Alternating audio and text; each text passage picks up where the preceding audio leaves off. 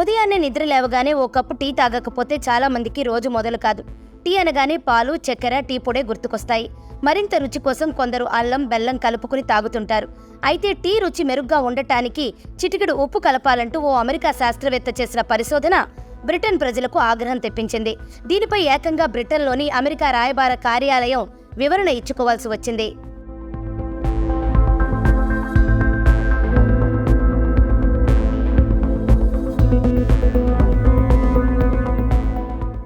పెన్సిల్వేనియాలోని brain mower కాలేజీలో chemistry ప్రొఫెసర్గా పనిచేస్తోన్న Michelle Francl steeped the chemistry of tea పేరుతో ఓ పుస్తకాన్ని రచించారు.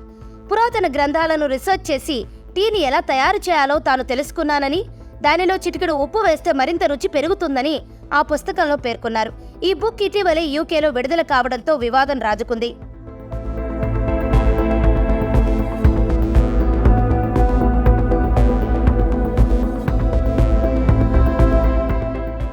టీ తాగడం అనేది బ్రిటన్ సంస్కృతిలో ఓ భాగం.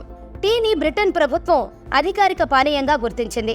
అక్కడి ప్రజలు రోజు కనీసం 100 మిలియన్ కప్పుల టీ తాగుతారని అంచనా.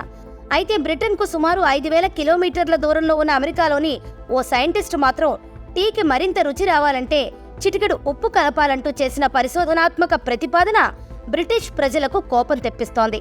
ఇది తమ సంస్కృతిని అవమానించడమేనంటూ బ్రిటన్ ప్రజలు ఆన్లైన్లో మండిపడుతున్నారు.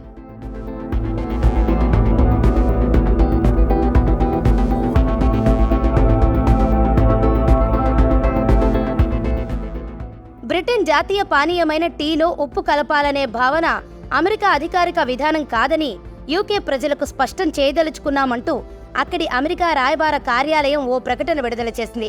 అయితే ఈ రెండు దేశాల మధ్య టీ కారణంగా వివాదం ఏర్పడడం ఇదే మొదటిసారి కాదు. 1773లో బ్రిటన్ విధించిన పన్నులకు వ్యతిరేకంగా బోస్టన్లో 300 డబ్బాల తేయాకును సముద్రంలో పారవేసిన ఘటన చరిత్రలో బోస్టన్ టీ పార్టీగా నిలిచిపోయింది. ఈ కీలక ఘట్టం అమెరికా విప్లవాన్ని మరింత తీవ్రం చేసింది. అయితే తాను రాసిన పుస్తకం ద్వారా అమెరికా బ్రిటన్ మధ్య ఇంత వివాదం రాజుకుంటుందని ఊహించలేదంటూ మిషెల్ ఫ్రాంకిల్ వ్యాఖ్యానించారు.